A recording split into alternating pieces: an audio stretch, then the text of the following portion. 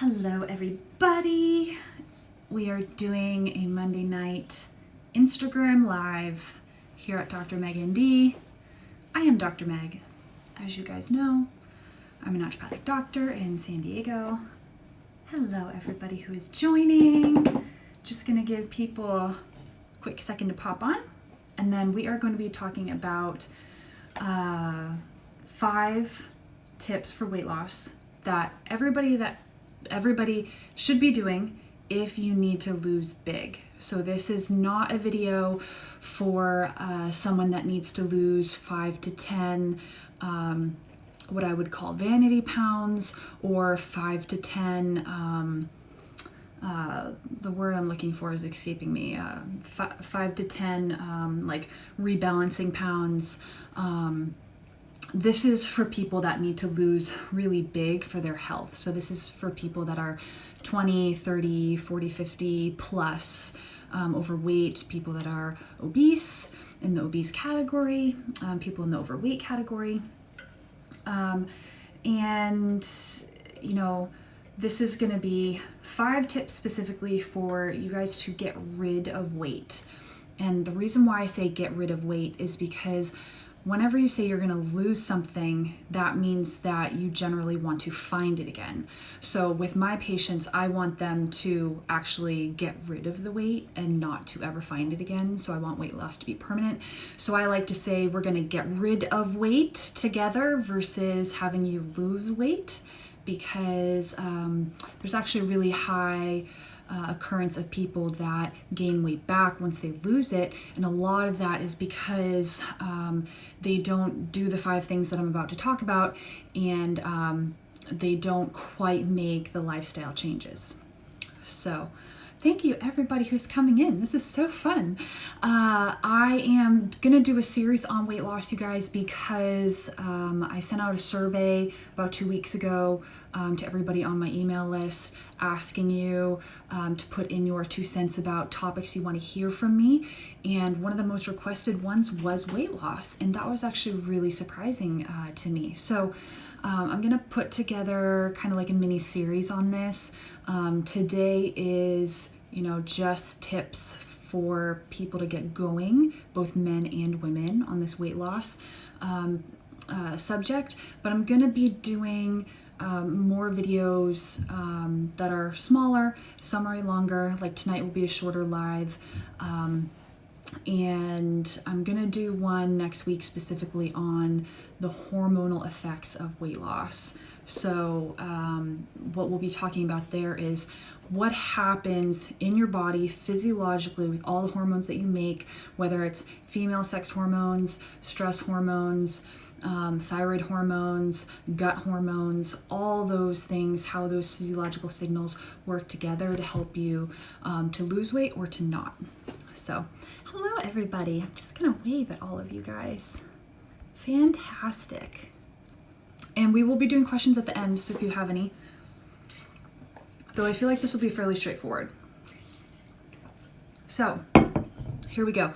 Tip number 1, I really recommend, if you want to lose weight in any sort of capacity, you need to get labs drawn by a provider that knows how to functionally interpret labs. And a lot of you guys that follow me know that I'm big on labs, especially when we're starting out. The reason why is because labs will give us guidance as to why you could be overweight in the first place. So what I commonly see is people will be very fixated on the fact that they need to lose weight to get healthy, but what they're so fixated on that, but they can't seem to understand that there could be something else that's underlying the reason why that they have issues losing weight or actually gain the weight in the first place. And a lot of these people will go to specific weight loss centers or hormone balancing centers and ending up either gaining more weight or dropping a ton of weight in a short period of time in a non-healthful way, and then they'll gain it right back and will actually feel more horrible than they did when they started. So that's why I say you always have to get labs drawn. I always recommend that you go to a naturopath in your area that knows how to do this. There's other functional medicine providers that also do this as well. But you need to get labs done when you're starting a weight loss protocol, because we need to figure out if you're actually ready to lose weight. Because I see a lot of different individuals come in that have a desire to lose weight, and we find out they're not actually ready to lose weight physiologically. There's other things that we need to get on board, like different deficiencies, or get diet on board, or manage some stress first, or we find out that their thyroid is super messed up, whether they have undiagnosed Hashimoto's disease, or they have a slow thyroid or underfunctioning thyroid. One thing that I really commonly see is high insulin. That can be a big problem. So things that we'll find on labs oftentimes is a slow thyroid, or some sort of Hashimoto's disease, which is when you have an autoimmune thyroid condition. Very, very common, especially for women that I work with. Not very common for men. So if you're a man watching this, that's not very common for the male population. We can also see diabetes, pre-diabetes, and any sort of blood sugar dysfunction, especially metabolic syndrome. So high cholesterol, high leptin, high insulin, high fasting blood sugar, sometimes high liver enzymes, high cholesterol, all those things. That's showing me that your metabolism is broken, and we need to fix that before we initiate you actually losing poundage. So I make that distinction with people. Pre-diabetes and diabetes usually goes along with some sort of blood sugar imbalance. But you can have blood sugar imbalance and not be pre-diabetic or diabetic. You could just be a raging hypoglycemic and have poorly controlled blood sugar because of that, and we need to work on that. For instance, I will often run an insulin level on patients. And the reason why I do this is because most patients that are extremely overweight also have a certain amount of insulin resistance. And insulin is the hormone that that your pancreas makes, and then it docks on your cells, and it essentially opens the door so glucose can come into the cell and get used by the cell. And it's really, really important. So if you have high insulin, you're going to have a really, really hard time losing any poundage. So for people, we'll run a fasting insulin level, and if that insulin is greater than 10 fasting in the morning, then we know that there's a problem. And oftentimes I will see people greater than 20, so we know that there's a big insulin problem. So oftentimes I will start there with patients. And I'm going to go into this a little bit more in the hormonal piece of weight loss in next week, in the future. So number one, please get labs drawn before you embark on everything, just because you're going to be more frustrated long term if you do not get that workup. Number two, you have to increase daily movement. I work with a lot of different people who will work out every day, but they don't have any sort of movement in their day whatsoever. So say they work like a 9-to-5 job, and then they're working out for 30 minutes to an hour after work or before work, and then they go home and do their evening routine or do their evening duties, but they're largely sedentary during the day. You can't out-exercise a sedentary lifestyle. You can try. What you usually end up doing is burning through your adrenal glands, which are your little stress regulating organs, and that usually will mess up your cortisol, which long-term will actually lead to more fat gain. So people that are doing the chronic cardio thing, either before or after work, and are still largely sedentary, you need to actually infuse more movement into your daily life, especially because more movement in your daily life is going to improve your your entire body composition and your ability to be lean as an individual for your entire life. So for instance, I really believe that you cannot lose weight and keep it off long term if you're just doing that 1 hour of movement every day. So what I have people do and this can be really easy. Put heavy things all around your house. So get some kettlebells, get some dumbbells, bring in your laundry detergent out of the laundry room. Put something heavy in front of the fridge so you always have to lift it out of the way when you go to the fridge. Put a kettlebell in your bedroom. So whenever you walk into the bedroom, you have to do 10 kettlebell swings, or put something at the base of the stairs in your house so that whenever you go up and down the stairs, you have to do 10 push-ups, or you have to take the laundry jug and do a squat with it. However you want to do this is just ideas of how to increase more movement in just like a regular lifestyle. And this is, I would say, very relevant for those of us that are working from home, especially in this environment right now. You need to get more movement in your life. Going for a walk after meals can be really helpful, especially if you have issues with regulating your blood sugar. I will often have my pre-diabetic and diabetic patients go for walks after meals. Even if it's only 10 or 15 minutes, that means that blood sugar is getting used up by the muscles immediately, and it's not going to be used for storage. So that can be really helpful.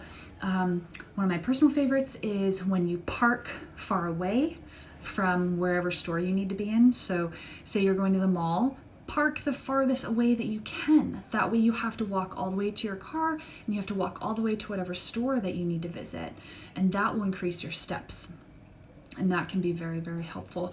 I always tell people to take the stairs.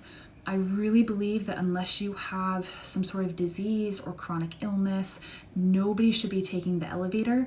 Maybe if you have, you're carrying groceries and they're falling out of your arms or something like that. But if you are a generally healthy human being that has the ability to take the stairs, you need to take the stairs. We are so lazy in this culture. Unless there is a reason that you need to take the elevator, then take the elevator. But most of us should always be taking the stairs.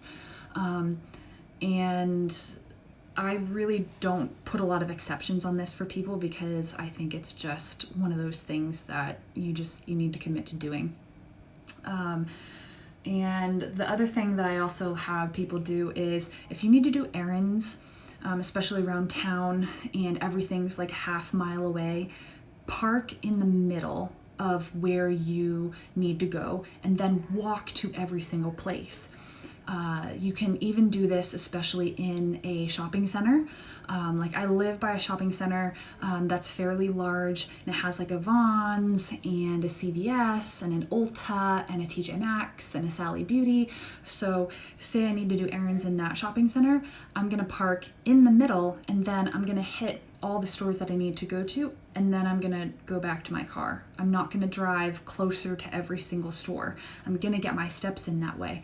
And whenever you have a desire to lose weight, you need to be inducing more movement into your lifestyle, because that's gonna help just with everything, you guys. I mean, as humans, we are created to be people that move. It's only recently in this modern culture that we are so sedentary. All of our, grandparents and their grandparents, they moved so much. Now we have technology that does a lot of stuff for us, but as humans, we really are actually programmed to move a lot more. So if you were trying to lose 20, 30, 40, 50 plus pounds, you need to get this into your daily routine. And the good thing is that it's so easy to do. You literally, can't go wrong. So number one was getting labs done by a practitioner before you start a weight loss program. The reason why is because there's often an underlying condition that we need to work on first before we actually have someone lose poundage. Number two, I was just talking about increased daily movement. I do not believe that you can lose weight and keep it off if you are just exercising an hour a day and then sitting the rest of the day. That's just not how we are designed as humans. And number three, one of my favorites. I say that for every single one, but you guys, this is good stuff. If you want to lose weight, you have to lift weights. You have to change the way that you work out. So when you are lifting weights, you're putting stress on your muscle. When you stress out your muscle, you're going to increase your muscle mass. The more muscle mass that you have, the better that your metabolism is going to be. Your basic metabolic rate, or I should say your basal metabolic rate, is going to increase.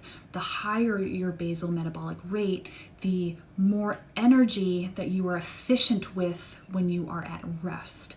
So say you take someone like me who is pretty healthy and works out and has a decent muscle mass, and you compare me to someone that is more sedentary, is more of a couch potato, doesn't do a lot of movement, I'm going to have more muscle mass. So my basal metabolic rate is going to be more efficient on days that I'm not working out or days that I'm sitting around than in comparison to the person that just sits around all the time.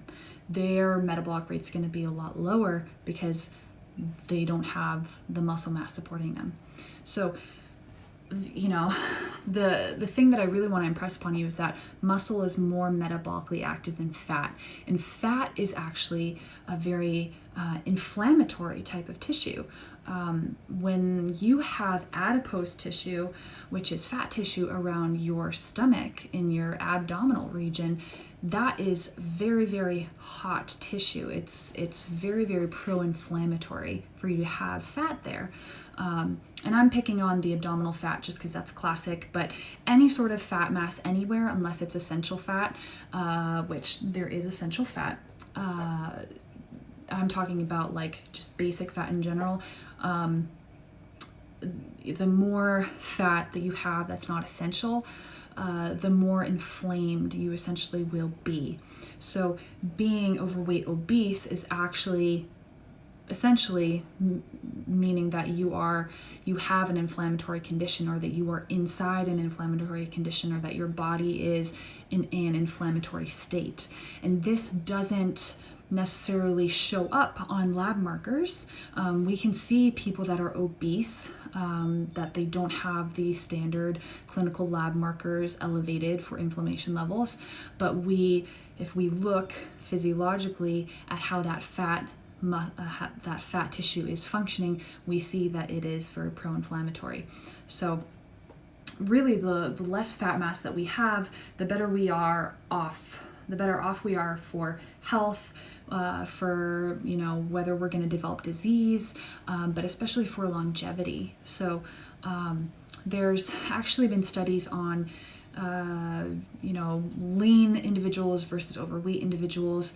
And there's a sweet spot for weight in terms of longevity. So a lot of us want to live a long time, and we want to live healthfully for a long time.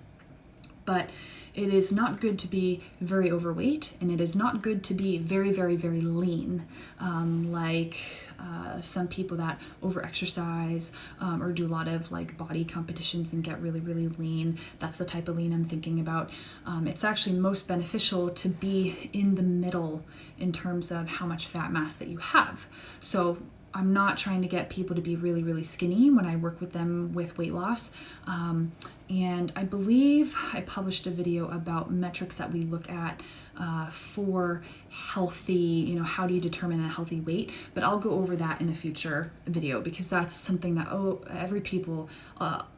these people ask me is, how do I know that I'm at a good weight for myself when I'm losing weight or when I'm setting a goal weight? So we'll talk about that in the future. But we want more muscle mass, less fat mass. And the only way that you can really stress your muscles and build more muscle mass is to do weight-bearing exercise consistently and to lift weights. And this is not, I'm curling a 3-pound dumbbell, which I see a lot of women doing.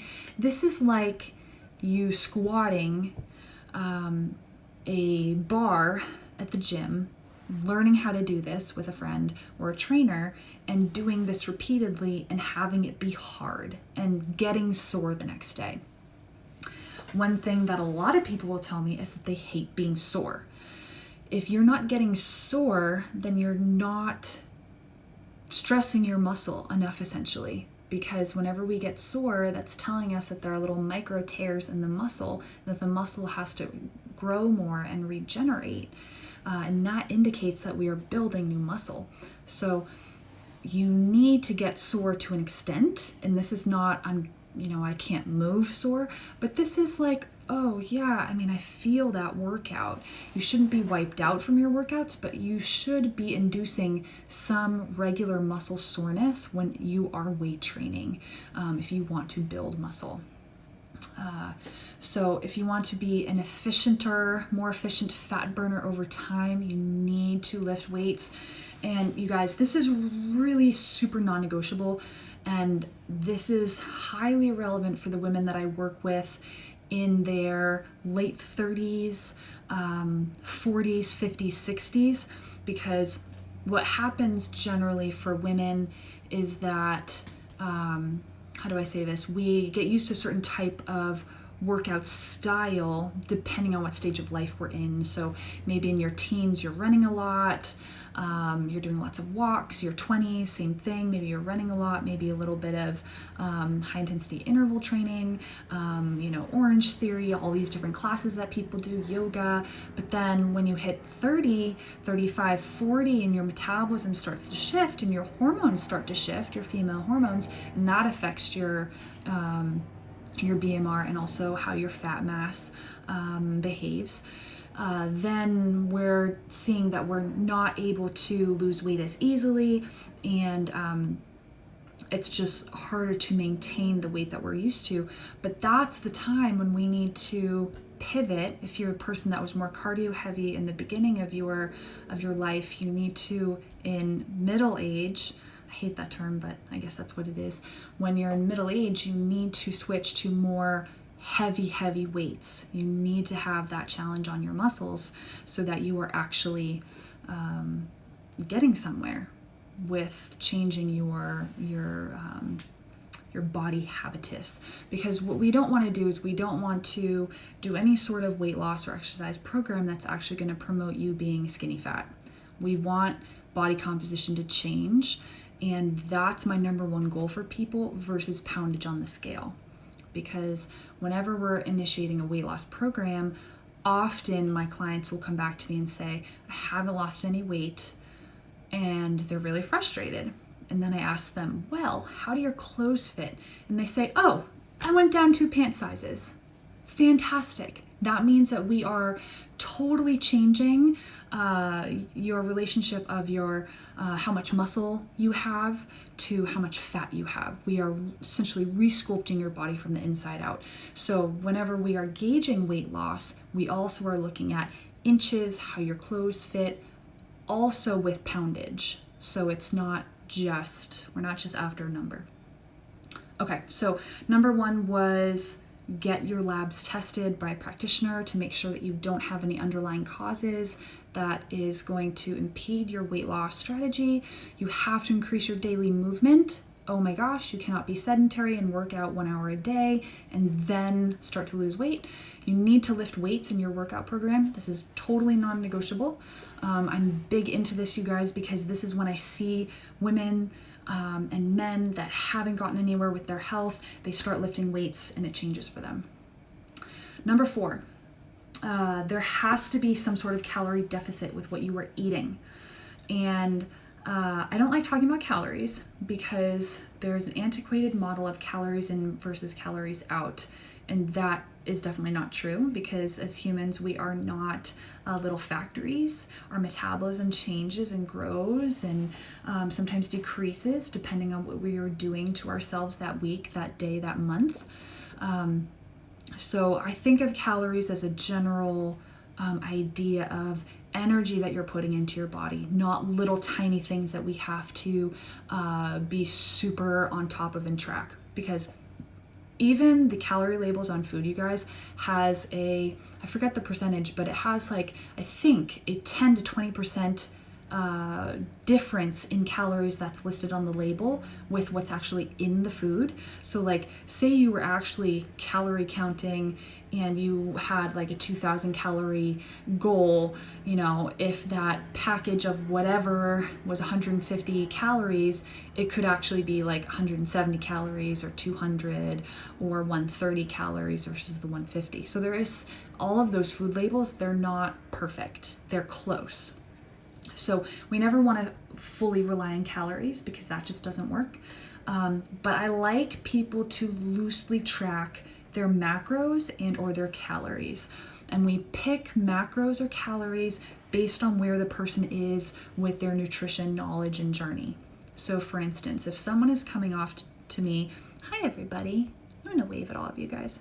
So if someone is coming to me off the street and they don't have a lot of nutrition training or they haven't seen me for very long, what I will usually have them do is learn the concept of how much they're eating calorically. So what I have them do is use an online tracker like MyFitnessPal or whichever one you fancy, plus a basic $20 food scale, pretty diligently for about the next 2 months. And I don't necessarily have them change anything that they're doing, but I have them I give them targets of how much I want them to eat in terms of like ounces of protein, grams of fat, something like that. And then I have them actually measure out what they think is a portion and learn proper portion sizes, because counting calories is a great skill, but it drives you crazy, it promotes disordered eating, and it's not sustainable long term. And I'm all about sustainability for things, especially for weight loss, because whatever you're doing to lose the weight is generally what you also have to do to keep the weight off within a certain, there's rules to that too. But so, you know, if someone doesn't understand really how much they're eating and what a real portion size is, I have them do tracking without any changes for a little bit of time so that they can understand what 4 ounces of protein looks like, what half a cup of vegetables looks like, and all of those things, so that when they are building meals, when they are in a restaurant, or when they're at home cooking, or when they're at a friend's house, or where they're at a potluck, they can eyeball portions and make sure that they are maintaining that calorie deficit and eating for whatever their goals are, even if this isn't weight loss, and they can do that with correct portions and not drive themselves mad. Does this make sense to you guys? I'm hoping this makes sense. So I have them use an online tracker and a food scale diligently for a couple months. I also usually will have nutritionists calculate what the person's needs are for macros and general calories that are for that person's body weight for where they currently are. Because what I see a lot of people do is they try to eat for the body or the weight they have as their goal.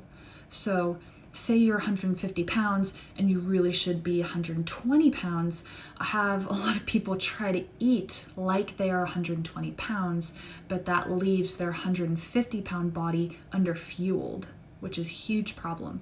So you have to adjust your calorie portion needs for where you are now and tweak it as you go down. So you are not eating for the body that you want. Your calories must support your mass now. The other thing is calorie deficits are easier when you are eating a nutrient-dense diet. So I usually have people do some sort of form of paleo-ish, and that ish means that we customize the paleo template for them. The reason why I pick paleo is because it's nutrient-dense and it takes away a lot of the crap that a lot of people react to, or that impedes, stalls, prohibits weight loss, and also takes away a lot of the inflammatory foods. So there's a very specific reason why I have people do that. But when you are trying to lose weight and having a calorie deficit, what we don't want there to be is a nutrient deficit. So if you aren't already knowing how to eat foods that are highly nutritious, whenever we maybe are eating a little bit less than normal, your body's going to be like, whoa, there's a big difference in how much nutrients I'm taking in, and that's going to signal a problem for your metabolism. Your metabolism is going to say, this is not safe, this is not good, I'm going to keep all of this fat store on. So we have to be getting nutrients into the body even when there's a calorie deficit. So what I'll have people do is focus on low calorie foods that are really filling and that are high in water. So these are things like stir fries, smoothies, scrambles, salads, even things like roasted vegetables. This is an idea that my colleague Jade Tita, if you guys follow him, he has a lot of great weight loss, everything, resources for women, menopausal women, overweight women, women for the last 5 to 10 pounds. He talks all weight loss for women. He's a really big expert in that. But yeah, the scrambles, the stir fries, the salads, and the smoothies, those are 4 really great basic dishes that you can incorporate that are high water and satiating, and you can eat generally a lot of them so that you feel full, but they're not going to have a high caloric load, so you'll actually create a calorie deficit pretty flawlessly. So definitely number 4, there has to be a calorie deficit. So number 1 was you have to get labs drawn, figure out if there's any underlying cause. Number 2 was increase daily movement. Number 3 was weight train, lift weights. Number 4 is there has to be calorie deficit. And then lastly, number 5, you have to, if you're going to lose weight, you have to drink enough water for the poundage that you currently are. So if you are 180 pounds, you have to drink 90 ounces of water today. That day, every day. If you are 200 pounds, you have to drink 100 ounces of water a day. If you are 160 pounds, you have to drink 80 ounces of water a day. If you are 120 pounds, you have to drink 60 ounces of water a day. So half your body weight in ounces. Hello. And so you have to drink water. You have to get water on board. But I always have, before we start a weight loss program, I always have people consider a detox. And the reason why is because your fat tissue, I was already talking about how it's inflammatory, but one reason why your fat is inflammatory is because your fat stores a lot of crappy toxins and chemicals and honestly really gross stuff. So if we are shrinking your fat cells and pulling the fat out of them, and bringing that into your circulation so that you can get rid of it and using it as fuel, then we're also going to be mobilizing a lot of chemicals and toxins. And that's a problem. Your body usually says, oh my gosh, that's scary, that's unsafe. I don't actually want to release fat out of storage right now. So for a lot of people, I will often do a detox before we start to lose weight. And the reason why is because if the body feels unsafe, like it can't release the toxins because it knows it's going to toxify yourself, then if we do a detox, then we don't have to worry about that. So the analogy that I like to use is fat holds on to toxin and chemicals like a Swiffer holds on to dust. It's just, it's in there. And if we do the detox before we lose weight, the whole weight loss process is going to be way more smooth, a lot more so. You're going to actually lose more steady weight over time and have less plateaus. So that's important. What else would I want to say? Yeah, I mean, the body just sometimes doesn't want to lose weight because it senses the toxic burden in your gut, in your fat, in your everywhere, and it doesn't want to let go of any of that fat because it knows the toxins and the chemicals are going to come out. So that's a big issue because a lot of people, if you're overweight, you have a lot of fat mass, and that fat mass has the potential to store a lot of toxins because as humans nowadays, we are exposed to a lot of toxins, and it's kind of sad. I mean, even toxins in your water, even the water bottles that we use, the air that we breathe, the foods that we eat. So much crap in there, you guys. So I will always can have people do more water for the body weight that they are currently in, and doing a detox. Really, really important. So what a first appointment would probably look like, depending on the person, and I say probably because everybody's so different. This is basically how I think about this, but every person that comes into me is different, and we usually always have a period of time of fixing some sort of underlying condition before we go after the poundage. Because if you came into me and you wanted to lose weight and you said, okay, you can help me do this, let's go. And I said, okay, great, let's do this thing. And we start to have you try to lose weight, you're gonna get really mad at me because you're not gonna get that far with your fat loss, and then you're gonna be like, why aren't I losing weight? And it's because we didn't look at the cause first. So you always have to look at the cause. So let's wrap up, and then I'll take questions for those of you that have stuck around the whole time and have questions. So number one, you have to get labs drawn to make sure that there's no underlying cause of the reason why you can't lose weight, or a reason why you gained weight in the first place. You have to increase your daily movement. You have to lift weights, and there has to be a calorie deficit. This is like weight loss 101. But if you are eating nutrient-dense foods, you can make the calorie deficit easier. And then also number 5, drink water, enough water for your size, and do a detox. And this detox is really different depending on the person.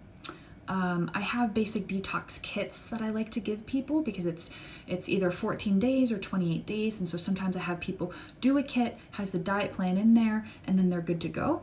And if you have questions about that, you can ask me about that. So sometimes I'll do a detox kit with people. Sometimes people don't want to purchase a kit. They just want to like do something more custom, or they don't want to take supplements or something like that. So then we do something different. So that's all I have tonight. Top 5 tips for someone that's starting a big weight loss journey. And this is for getting rid of weight. So thank you guys all for joining. There were like 5 or 6 of you that were here all night, which is great. Anybody have any questions before I go?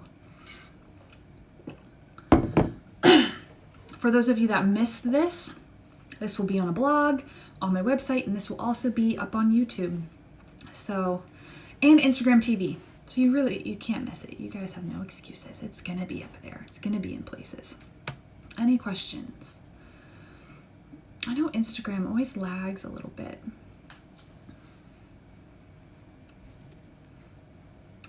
If not, I'm gonna let you all go.